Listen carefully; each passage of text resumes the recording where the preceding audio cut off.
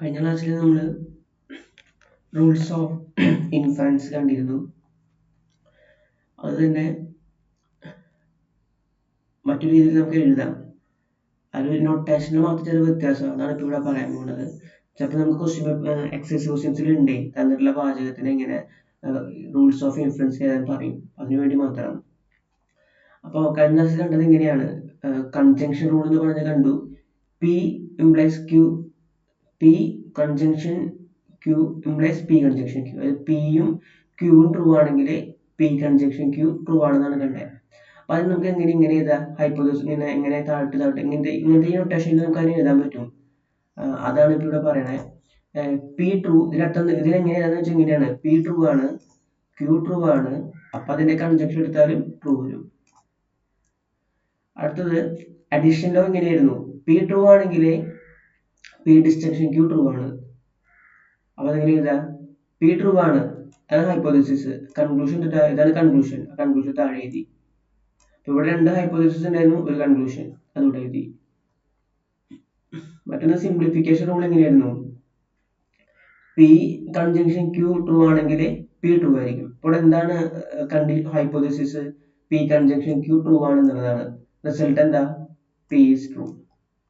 Law of detachment, അതുപ്രകാരം P true ആവണം, P implies Q true ആവണം, ദെൻ ക്യൂ ഈസ് ട്രൂ. അപ്പൊ നമ്മൾ ഇങ്ങനെ എഴുതും. P hypothesis, P implies Q hypothesis, conclusion പറഞ്ഞ ക്യൂ. ഇതുപോലെ നമ്മൾ പഠിച്ച എല്ലാ റൂൾസും നമുക്ക് ഇങ്ങനെ താഴേക്ക് എഴുതാൻ പറ്റും. അതാണ് ഇവിടെ ഉദ്ദേശിച്ചത്. ഇനി നമുക്ക് ചില പ്രോബ്ലംസ് നോക്കാം. State which rule of inference is the basis of the following arguments. ഇത് എക്സസൈസ് പ്രോബ്ലംസ് ആണ്. അല്ലെ ആർഗ്യുമെന്റ് ഇതാണ്. It is below freezing now, therefore it is neither below freezing nor raining now.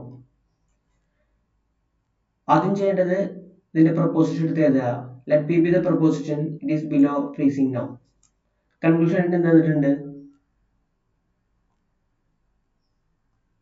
It is either below freezing nor raining now.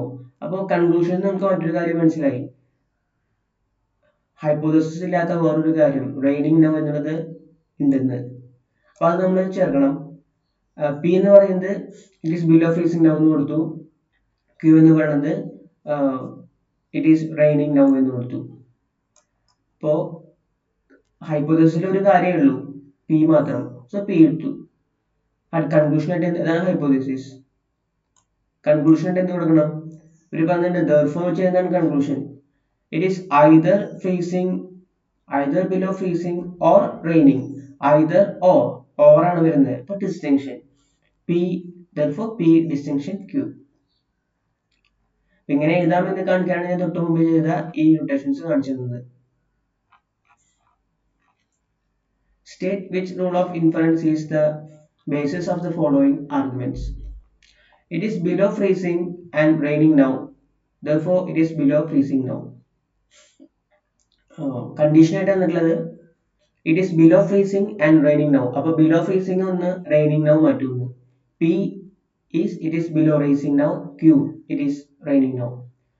therefore conclusion ആയിട്ട് it is below freezing now. Conclusion ആയിട്ട് P below freezing now ആണ്. അപ്പൊ അതെങ്ങനെ എഴുതും? Condition തന്നിട്ടുള്ളത് മേലെ എഴുതി.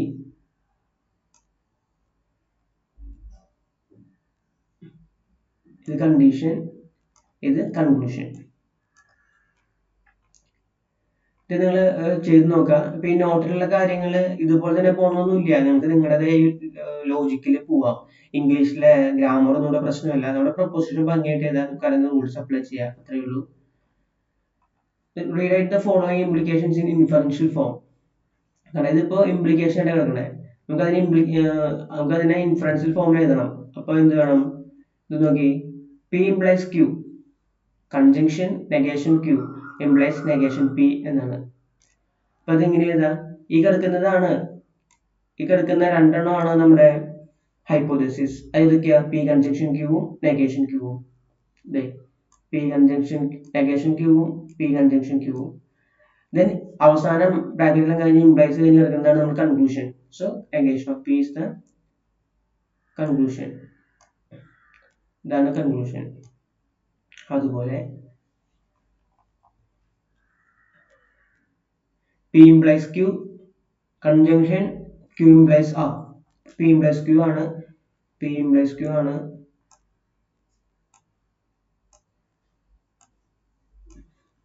P implies Q ഉം Q implies R നമ്മുടെ രണ്ട് എന്ത് hypothesis conclusion P implies R. Then check the following validity. നിങ്ങൾ ചെയ്യേണ്ടത് ഞാൻ കഴിഞ്ഞ ക്ലാസ്സിൽ പറഞ്ഞു, ഇത് നമ്മൾ ചെയ്തിട്ടുള്ള പ്രോബ്ലമാണ് രണ്ടെണ്ണം. ഞാൻ കഴിഞ്ഞ ക്ലാസ്സിൽ പറഞ്ഞു നിങ്ങൾക്ക് റൂൾസ് വെച്ച് തന്നെ ചെയ്യണമെന്ന് നിർബന്ധമൊന്നുമില്ല. ഹൈപ്പോതെസിസുകൾ ഇങ്ങനെ എഴുതിയിട്ട് ഇവിടെ PQRST ഒക്കെ ഉണ്ടല്ലോ അല്ലെ, അങ്ങനെയൊക്കെ വരുമ്പോൾ റൂൾസ് വെച്ച് ചെയ്താൽ നല്ലത്. കാരണം എന്താ വെച്ചാൽ PQRST അഞ്ചെണ്ണം വരുന്ന ട്രൂത്ത് ടേബിൾ വരയ്ക്കാൻ പറഞ്ഞാൽ അത് വലിയൊരു ബുദ്ധിമുട്ടുള്ള കാര്യമാണ്. അതിനിപ്പോ റൂൾസ് വെക്കുന്നത് നല്ലത്. രണ്ടെണ്ണമൊക്കെ ആണെന്ന് വിചാരിക്കില്ല, മൂന്നെണ്ണമൊക്കെ ആണെന്ന് വിചാരിക്കും, PQR ഒക്കെ ഉള്ളതെന്ന് വിചാരിക്കുക. അപ്പൊ നമ്മളിങ്ങനെ റൂൾസ് വെച്ചില്ലെങ്കിൽ കുഴപ്പമില്ല, ട്രൂത്ത് ടേബിൾ വെച്ച് ചെയ്താൽ മതി.